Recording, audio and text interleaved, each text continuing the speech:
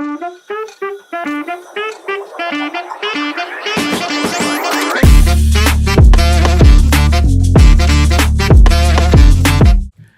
and welcome. If you've clicked on, you're probably asking, who the hell are these two guys?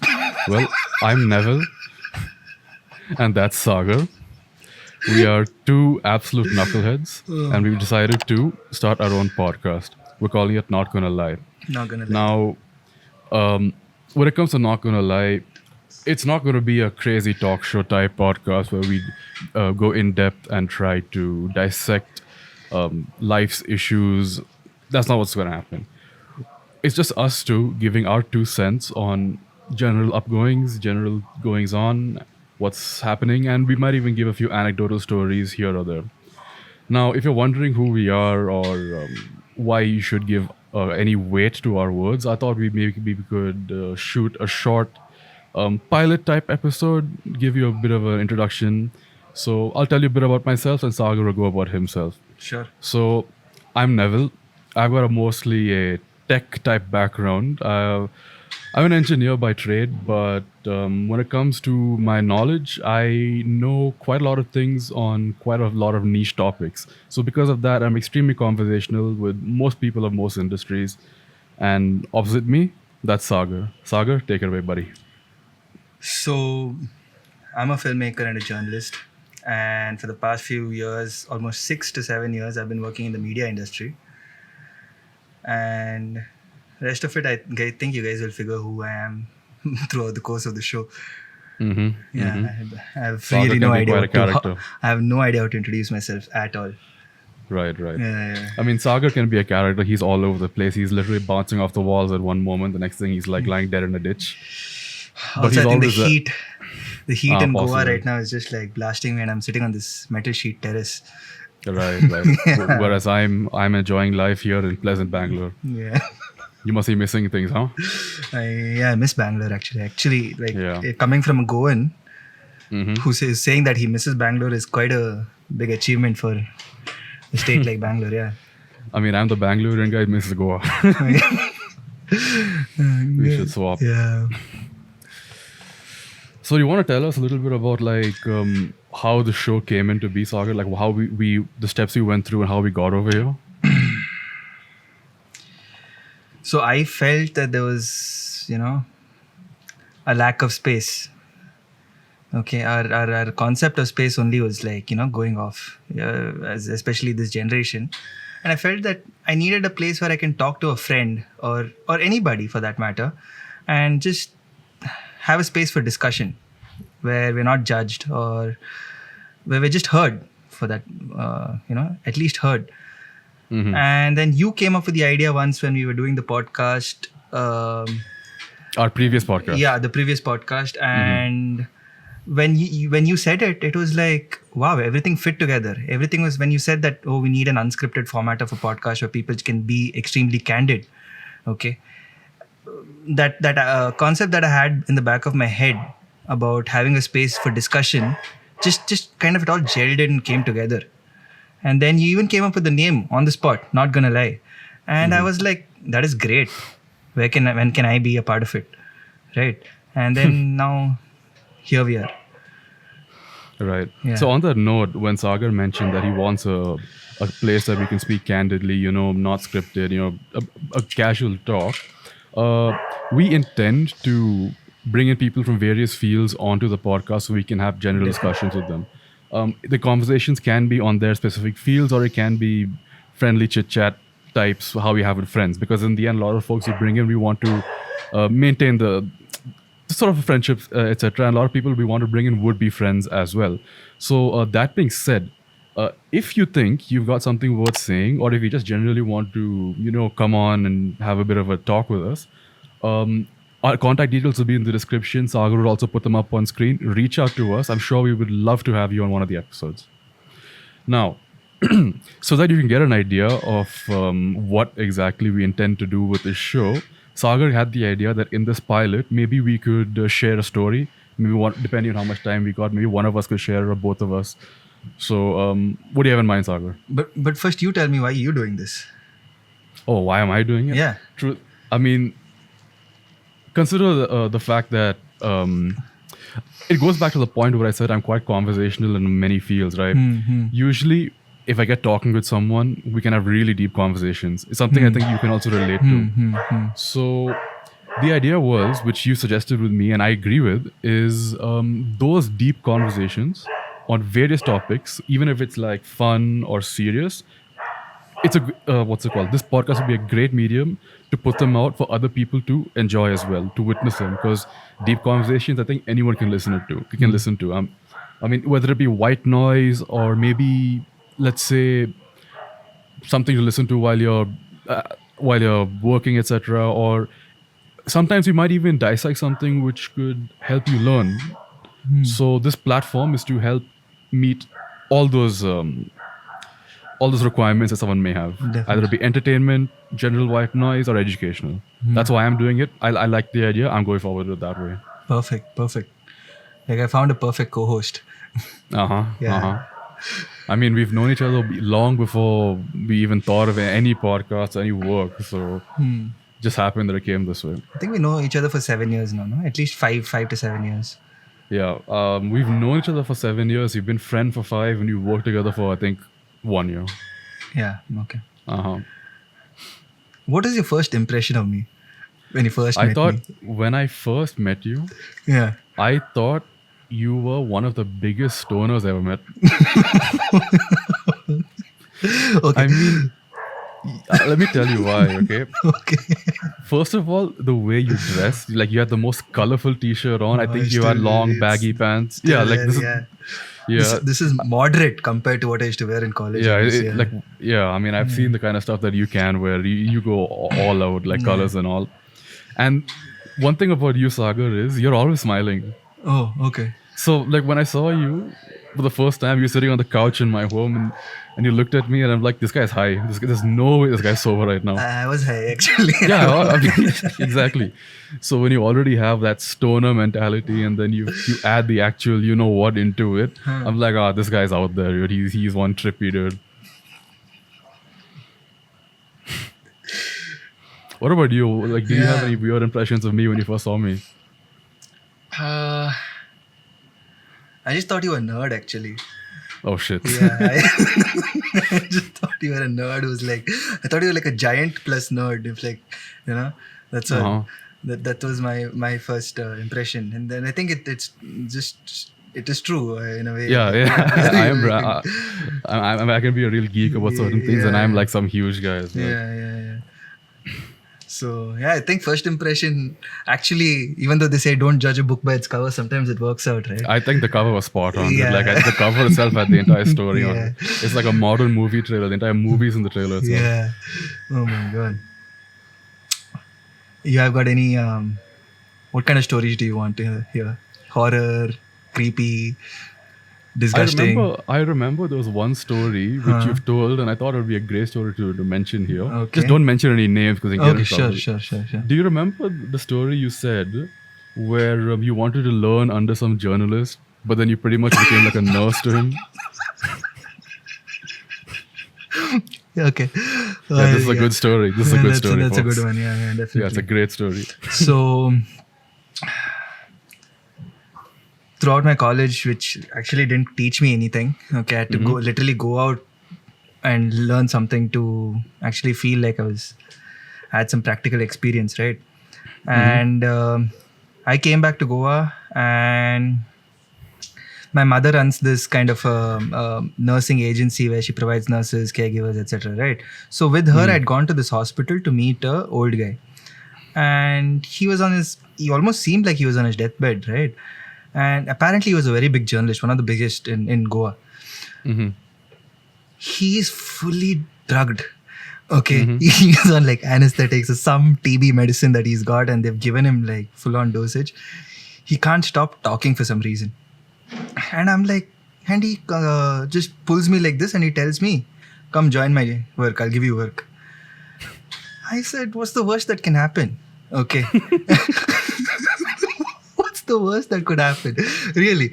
Besides, if some senior journalist is saying, come, I'll give you work, why should I say no? And also, he looked like he was about to die like in the next second. So I didn't feel like saying no either. I said, okay. And I looked at my mom. She also nodded. I also nodded back at her. I was like, okay, everyone's okay with it. I'll join. I'll come from Monday. I went from Monday, but the thing is, I never realized that his drugs that he was taking for his as medication, it never stopped. Okay, so he had this weird. Even he seems much more moderate now, but back then, okay, during this was I think before COVID, just when COVID just like hit, you know,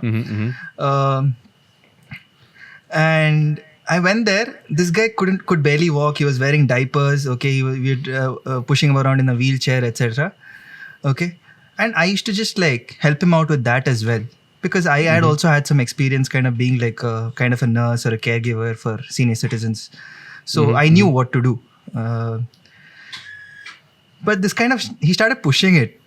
You know, I started you know, like it was okay bringing water, etc., helping him out with these kind of things. One day suddenly he's dictating something to me and I'm typing, okay, and he's just like scolding me because of his weird mood swings that he's having. He's like, oh, you bastard, come, what is this? Okay, and he's just like insulting me outright, and I'm just like, he's an old guy, he's drugged, so let it be. Suddenly he's like, take me to the toilet. I picked him up. I took him to the toilet. Okay, but I know that you cannot keep a door closed when, especially you're at that age, right? Yeah, so I keep the door. Right, I keep the door like slightly open so that he has his privacy. He's like, no, don't close the door at all. I was like, okay, like So what's the worst the that door could was happen? wide open. Oh. Yeah, it was wide open. Okay. Was he like looking at you the entire time? No, but I was looking at him the entire time. I don't Why know. would He told me to keep the door open. Okay. What do you think he'd like He while he's asked me dropping a to. deuce? He asked me to pull down his pants. I did it. Okay, I did it normally, and I'm telling you, that time I didn't realize all this. Okay, I didn't realize how funny this was. I was just doing it like earnestly. I'm just like, he's an old guy. Let's help him out. I helped him like get off his clothes. He sat. I helped him sit on the toilet, and I came out and stood. And he's like, keep the door open. I just sat there. He's farting and pooping. Okay, I'm just like listening to it. Wait, let me get this right. At the entire time, while he's farting and pooping, you're looking right at him in the eye. I'm just like looking at him and trying to look away, looking at him, trying to. I don't know what to do, dude. Okay, so this is what I'm imagining here. Like, you're thinking that while he's dropping a deuce, he's gonna like drop a pearl of wisdom of journalism and you like, you know, take you to the next level of get you a Pulitzer Prize or something. And still, Yeah, I'm go on, asking, go on. what's the worst that could happen, dude? I'm still asking like myself, what's the worst that could happen? So after that, he's like, he kind of like puts the jet, cleans his ass, etc. He gets up, okay, and he's telling me, and he's asking me biological kind of questions like, do you know what a prolapse is and all? Okay, I am like, yeah, I just saw it. Because I had also started becoming sassy with him, because he was also like, we had a great banter actually. He was quite intelligent. We had a great banter like this. Okay. After a while, like I'm helping him like wipe up, etc. He's like, check if there's some poop on my ass.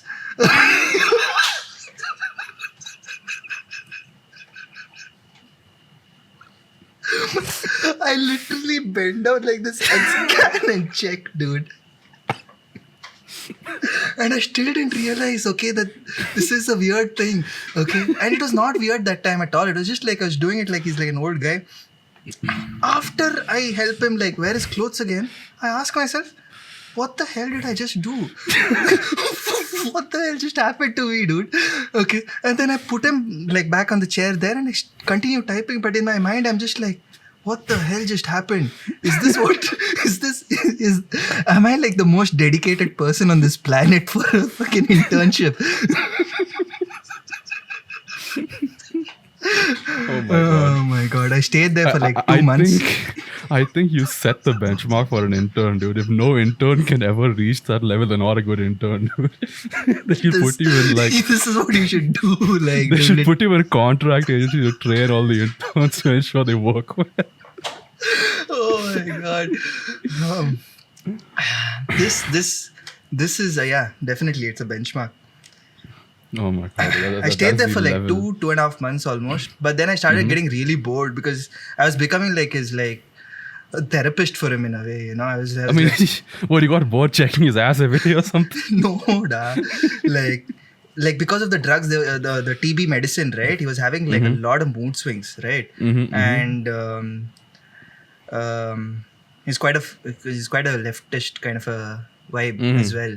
You're liberal type, huh? Yeah. And I was a little scared at that point of the things that were happening, to be associated as well. So I just was like, you know what, this is too much for me. I need a little moderation in my life, and at the same time, also Just a little, yeah, just a little after bit. everything, just a little moderation. I can clean asses, but don't ask me to check it later if there's still poop or not. So, but then my freelance work was like kicking off. I was editing videos for like big brands and all. So it started working out. I kind of shifted Right. from journalism after that. I think I spent. He was not the only journalist I spent time with that time. I think I got to interact with, I think, almost all of Goa's journalists. Didn't like majority of them.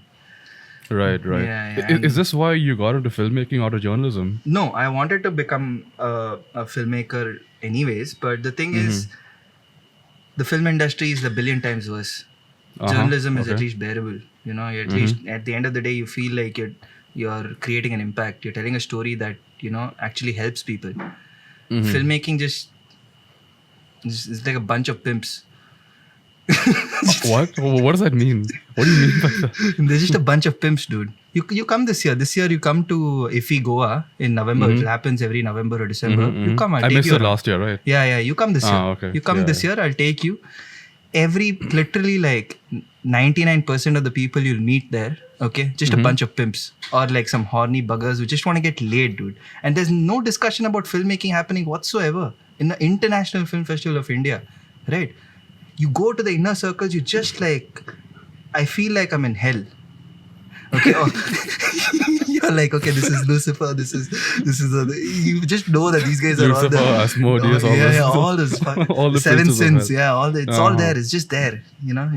It's very disgusting that you're like, oh, I aspire to be a part of that industry either. So I just said, you know what, I'll make my own industry. I'll make my own kind of films. I'm not going to depend on any of these guys ever to make a film. I still want to make films, but I can't be a part of that. Right. I'd rather do journalism. Yeah.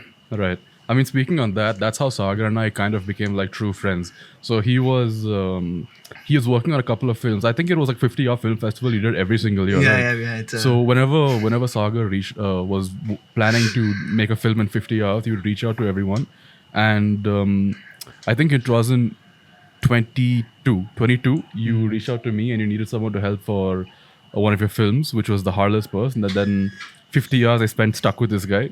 We somehow made a movie and we followed it up next year. And then before you knew it, he took off his company and then I helped him with You were the CTO.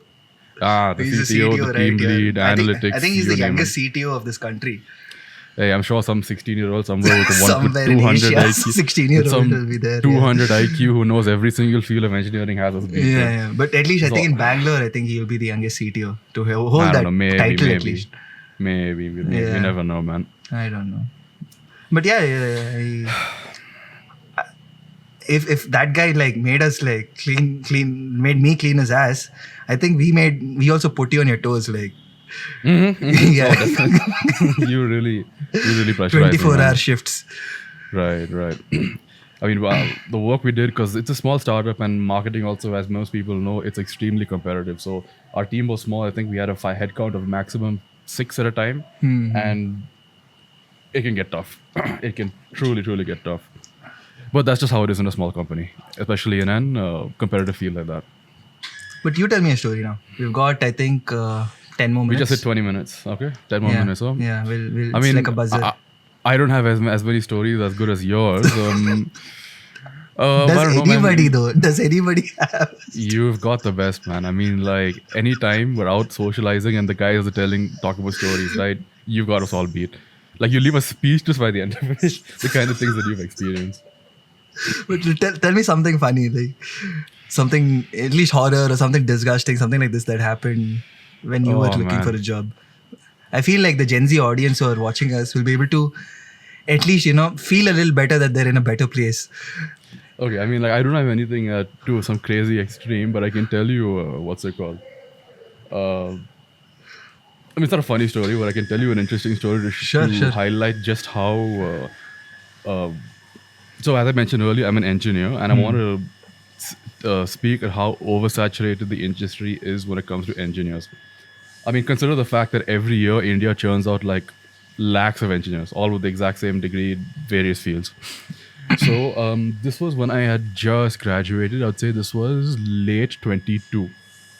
Now, I got screwed over by the placement cell. I got initially placed. I didn't want to join the company. I didn't know they wouldn't allow me to attend other placements. So like I was one of the first people to get placed, and then like I didn't like the company. I wanted to go ahead with that, like I do with a different placement, and then like, oh sorry, boss, like we need to give opportunities to other people. You got placed, you're out. So I was looking for work like literally anywhere. This post my graduation and all. Like I thought maybe I could get like an internship, get some sort of experience, you name it. And I remember once uh, I went to companies of almost every single field because I didn't restrict myself only to being like a computer engineer or a analyst. Okay, I was willing to work if anyone was willing to take me on and like educate me and teach me and give me experience. I remember there were jobs where it was essentially like receptionist jobs where they were working in like stacking, warehousing, even in retail, right? And when I went in for one of these interviews, okay, it actually was a very large chain. Okay, it's a retail like supermarket chain. I'm not going to name them, but it's a pretty large one, right? And I went for the interview, and while I was waiting, because they're taking many interviews at the time, for the exact same job, I saw people who were maybe 10 years older than me, people who look like they had master's degrees, people who look like they, I mean, people who would definitely be another level above me. So I'm wondering, like, what kind of jobs are going on? Maybe other jobs are there. So there was this guy who, so I was 22 at the time. He looked as if he was like approaching late 20s. So I thought, the guy seemed a little well spoken, well dressed. Like when I saw him coming in, I thought I'd chat with him. So this guy was a PhD in electrical engineering. So I'm like, Oh my God. the guy's doctor something, okay, and he's like approaching his 30s. So I'm like, okay, that's kind of interesting. Maybe there might be some Yeah. high end type job. Yeah. I asked him like, what position you're here for. He was applying for the same position I was applying for. Oh my God. He was going to work, what's it called, like in warehouse and inventory management. And I'm like, what? Like, what are all those years of engineering do? So he was from a tier 2 college. Like he did his PhD in a tier 2 college. Like I did my bachelor's in a tier 2 college as well. But that just showed like how crazy it is, especially like that time it was just out of COVID. Restrictions were just opening. It was really, really tough. Yeah. Yeah. Definitely. Anyway, when the interview went through, I could tell the interviewer, he was like tired. He was like fed up. He's been interviewing lots and lots of people. Like maybe he also wasn't getting a person who he wanted to match his requirements. But he gave me like, this is the worst experience I ever had in an interview, right? So he didn't have my resume in front of him. Like he didn't even he had nothing with him, right? He had a small notebook just to take some notes down. So he's like, "Do you have a resume with you?" I'm like, "Yeah, I have a hard copy with me." So I gave him my resume. He looked at it. He looked at the very first line of my resume, and then his entire face changed. Okay, let's just say I'm from XYZ University. So he looked at it and he's like, "Oh, you're from XYZ, is it?" And then he didn't look anything else. He put my resume aside. He's like, "Okay, tell me about yourself." So I told him. He wasn't listening. Okay. He didn't care about what I said. Okay. He just saw the university I was from, and he's like, "I'll just continue the interview for the sake of the interview. I don't want him because he's from this university." I felt like the entire time I'm speaking, I could tell he's just sitting like this, like, but he wasn't looking at me. I could tell he was like in his own world at the time. When I walked out of the interview, I was thinking like, what happened? Because he didn't even ask me any follow-up questions or any of my answers. There's the usual stuff. He's like salary and all, like why are you there for the job? Interview's over in like 15 minutes, out. And I realized that like this guy didn't even consider like the work I did, my communication, the kind of nothing. He didn't even look at my grades. Just like, this interview, not even tier 1 college, some random tier 2 college, just gone. Don't want him. That's it. This was my worst interview experience. Like, that made me really realize how cutthroat it can be, considering how many people are becoming engineers, etc. If I remember correctly, I think right after lockdown, someone did a study on this, and there was an estimate that 90 to 95% of engineering graduates don't actually possess the skills to be considered an engineer. So because of that environment, when people are interviewing folks for engineering jobs, you can understand there's a lot of cutting through the shave to get to like the good stuff, right? So because of that, many people brush people off just assuming that they're not worth it. But why? Why is like, I mean, if a statistic has come out that engineers are not capable of working, but that's just a statistic, right? A lot of statistics are coming out that the country's GDP is fucked, everybody's lying. A lot of statistics come out, but by the way of thinking, engineers are problem solvers, right? That's essentially what they are. So you should be getting the first preference for a job. I mean, let me answer that question. Let me answer that question with an experience I had in college, right? Okay. Whenever in first year, everyone's like together, all the different branches. So folks were like, people would discuss like, why do you want to be an engineer? Why do you want to do engineering? Why this college, etc.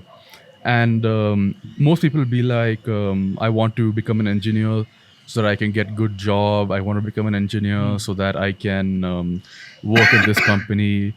And I'm not joking. Some of the girls were like, I want to become an engineer so I can get married easier. I'm being 100% serious. Okay. I couldn't believe that answer when I heard it. Okay. Now, you've heard those answers, right? As you said, engineers are problem solvers. The main reason people become engineers is that they see a problem out there practically, whether it be some machine, whether it be software, whether it be a device, whether it be like anything. A problem exists and they want to pick up the skills to fix the problems.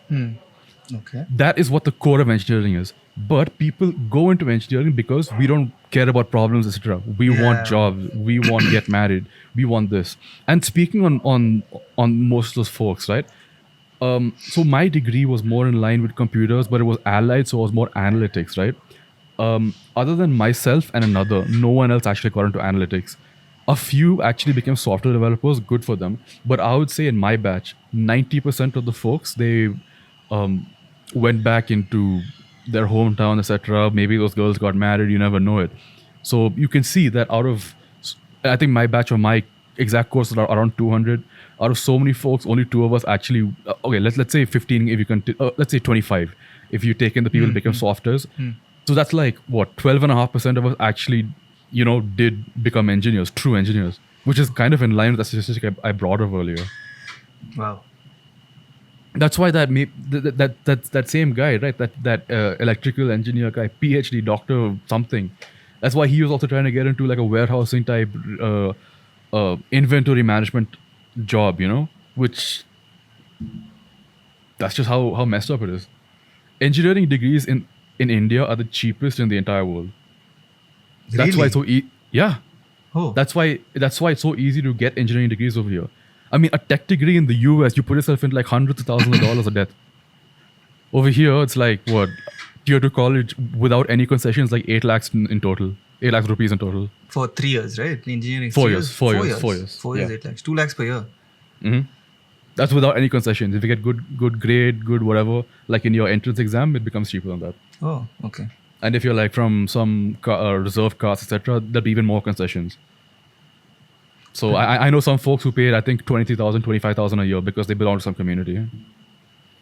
Not saying that they don't deserve education. Of course. Yeah, but again, it's another point which adds to how saturated and competitive the field has become. I swear. It reminds me that 2 PhD graduates had applied for an entry-level job at Lila. At our company. Remember, we took their interview. And then they're like, doctor, yeah. whatever their name was, okay? And we're like, it's PhD from IIT, by the way, for an entry-level job. Mm-hmm. IIT it was a part-term internship level. That's the kind of job that we're doing at our media company. And this person had finished her thesis, okay? And they had, she had done an internship with mining company. She had done an internship with like several other companies, and now she's like, I need to do another internship. Hopefully, these people will convert that internship to a job after a few months, right? Mm-hmm.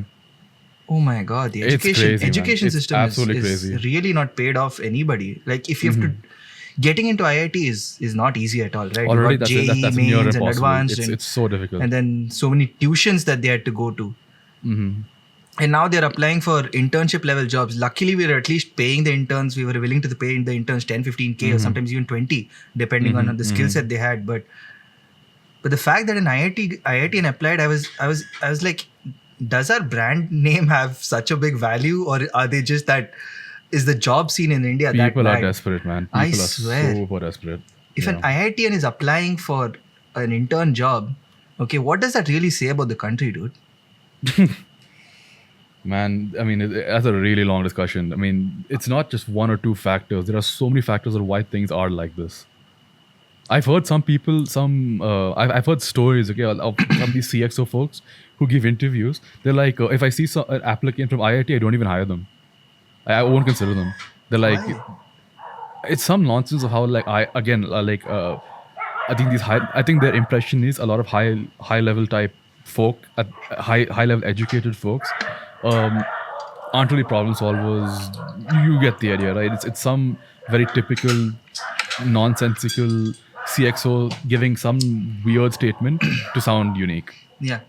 That's my opinion on it. I get that because I've been applying for a job in the past few weeks, right? A lot of times I'm getting rejected for being overqualified. Right? Okay. And they're like, but when I talk to like a few CEOs or CXOs anytime I get to talk to them, every time they meet a person who knows maybe as much as them or maybe a little more than them or maybe their perspectives are diverse, okay, they feel threatened. They want a person who they can subject, like they want a slave. They literally want a slave who will work non-stop. They have a weird boner, I feel, they get from overworking people, okay, and just saying that because I'm giving you work, you owe me. I don't owe you anything. I'm giving you the skills. They want people like that. I'm doing you a favor. I'm doing you a favor by giving you a job, Yeah. actually. Yeah, that's the attitude they have. That's the attitude they come up with. And no wonder AI is taking over, because a slave is what they were looking for and a slave is what they're getting, right? But actually, a lot of companies that have put AI as like, I don't know, they claim to have AI. I don't know how much if it is true. Sometimes it just feels like a status symbol to just use the word AI in everything nowadays. But they're going through a very chaotic phase right now. We are in an era which I like to call the AI wars, right? AI like what? Once the AI wars, WARS. Wow. What happened Nice word. is, as soon as let's say OpenAI, when GPT-3 came out, that's when it really took out, okay? Because everyone saw, oh my god, this is like free on some website, and I can talk to it, and it's solving my problem, and it's giving me so and so, and its applications are crazy. Every single large MNC, especially in the tech sector and IT, is like, we need to get into AI. And whether or not they actually had the resources to produce good AI models, they implemented AI in some way or the other to say like, we are now AI savvy, we are now AI this, we are now AI that. So because of that, now all these companies have got some weird AI implementation, and now the hype for AI is slowly decreasing, right? There's so many weird. It's slowly decreasing. I mean, now Really? the DeepSeek obviously came up a bit, but before DeepSeek came out, right, there wasn't no major breakthrough in terms of at least the LLM type AIs. Maybe image generation, sure, but see, we still haven't seen an experience where you can, if you want to reach customer service, there still is no. As far as I know, there's no company where it's 100% AI in terms of customer service. At least after a certain point, you will still integrate with humans. Yeah. And the fact of the matter is, the technology for an AI to integrate that well into a company doesn't exist yet. Till today, every time I reach out to customer service and a bot has never been able to help me till date. Okay, all it does is create be like, connect me with a yeah. It creates kind of a really bad distrust. I mean, any startup over there like listening to this, okay, they really need to note this down. It's an essential thing to know about human behavior, that if a bot cannot solve a person's problems, they will really have a kind of a bad impression on your brand, and that really Of course. hampers progress a lot. I mean, Right. I don't know. Everyone has some really bad experience where they reached out to customer service and AI got back and the AI did not help them. And in Never. the end, Yeah. that just makes the company look bad. It's a Yeah. bad impression. Should I cover this, or are they our sponsor today? I think we should cover it, buddy. We should cover it. I'll blur it. People should guess what I'm drinking. Well, generic red labeled cola drink company. If you ever think you'd like to sponsor us, please hit us up. I'm Yeah, sure we would love to use their products, etc. Yeah. Right, so Sagar, Tell me. I think our pilot's gone on for 37 minutes. we're short on time. Yeah. I think we should wrap it up. Yeah. 5 more minutes. Calm down. I mean, we can talk a little bit more, but we'll make it start 45. We'll make it like 45 and finish it off. Okay, I mean, fine. We'll start winding it up. Oh yeah. What else? On the topic of the podcast, right? So now, folks, now that you've seen the kind of conversations we have, we went all over the place, but it's meaningful, right? It's worth listening to if you ask me, even if it's just a white noise. And if you would like to add to these conversations, reach out to us. Sagar's already put everything on the screen. It'll be up again on the screen here as well. It'll be down in the description or bio, etc. Wherever this media goes through. Just here somewhere. So, very important thing when you spoke about podcasts. Podcasts have become a very big propaganda tool. Okay. And the entire Indian podcast scenario is either just a tool for propaganda, for agenda setting, or it's just like, tool for politicians and big conglomerate CEOs, board of directors to just come and spew bullshit. Right? I feel that, this NGL that we have started, this Not Gonna Lie, is going to act like a really important counter narrative or a counter culture of sorts that is going to bring up those real stories. Right? Yeah. The real issues, the real talk that often gets hidden behind all this kind of by this kind of a media industry that wants to control how we think and what we think about. I think that's very important, Housewives. Housewives? Stories of housewives, stories of engineers, stories Why of... did you bring a housewife up? And what did you think when I said that? I mean, like, you were speaking about this you tell me this. Actually, by the way, you can't say housewives, you know that? I didn't know that for a while. Apparently, you have to say homemaker now. Because that's the politically correct term, apparently.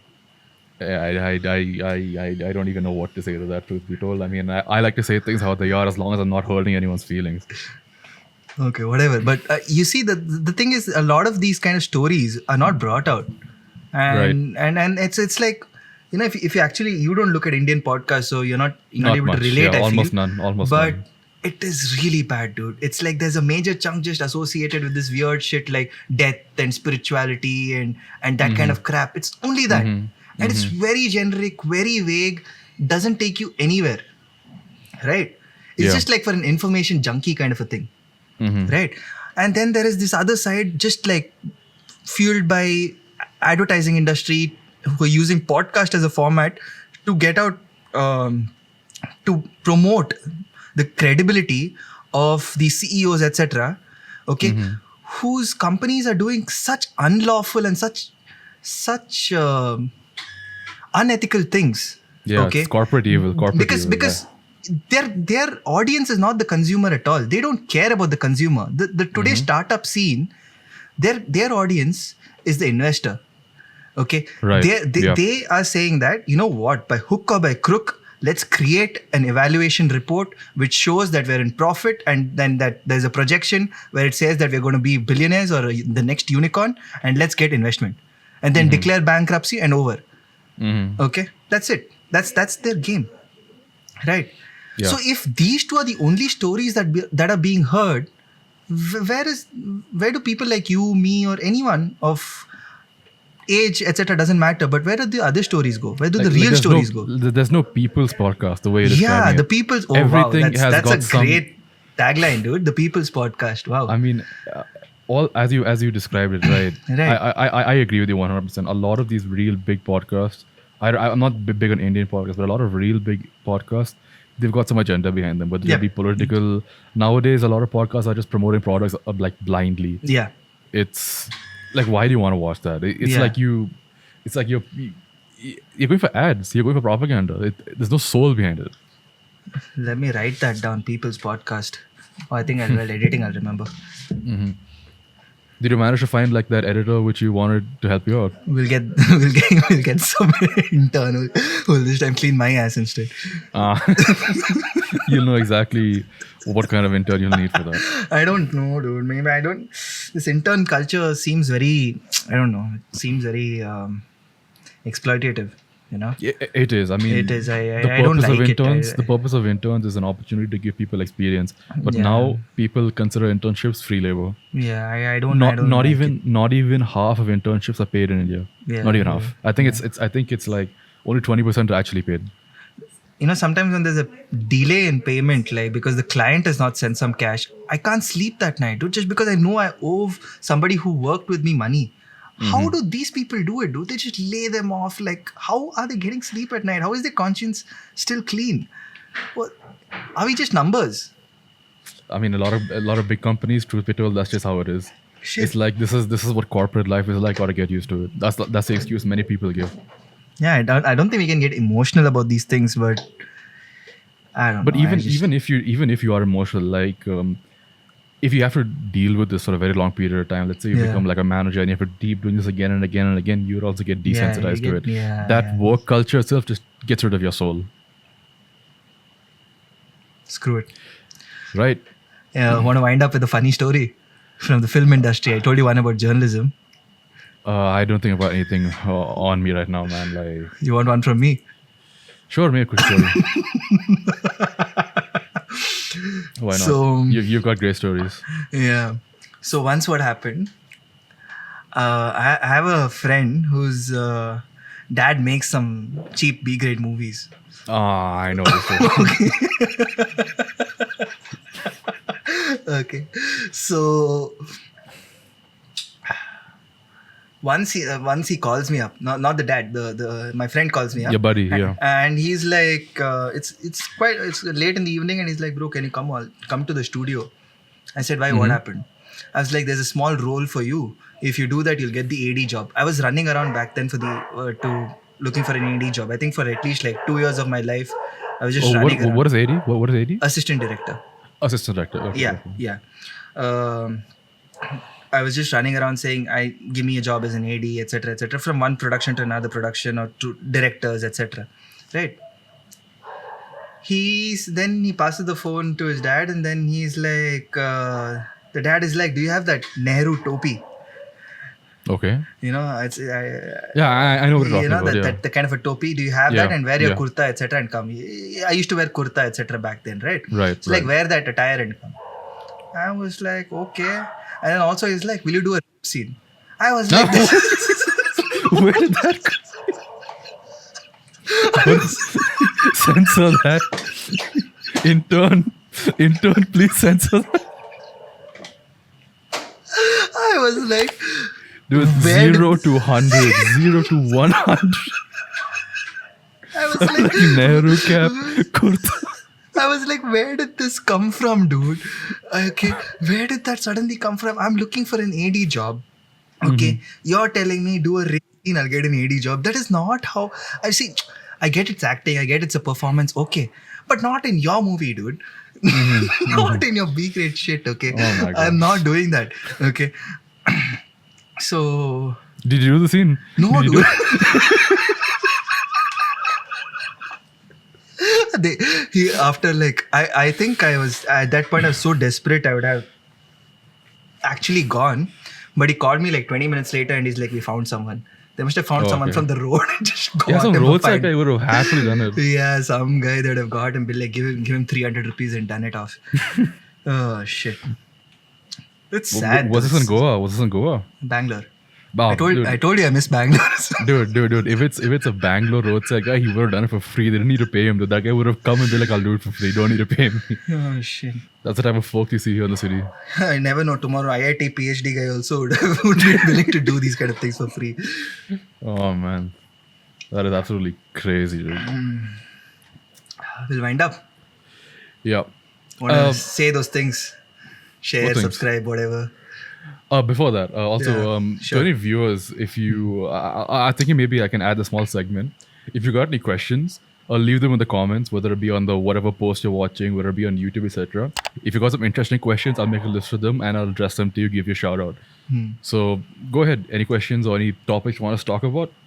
Great place for you to put that through. And Right. yeah, With that being said, I think we can wind up. Follow us on whatever platforms this is currently on. Follow us on Instagram as well. A lot of our shorts will go over there, and maybe we might even do some community posts. Our own personal posts might go on the Instagram as well. Subscribe to our YouTube channel. We've got a bunch of episodes coming up. I think Sagar is editing a follow-up episode for this. Definitely. I mean, it's not really a follow-up. We did a trial episode. I Yeah. think that last episode will come out. And once again, if you want to be on the show, do reach out to us. We'd love to have you. Thank you so much for watching. This has been NGL. the Signing People's off. Podcast. The People's Podcast. Yeah, I love it. Signing off. Okay, take care, guys. Bye. Take care, everyone.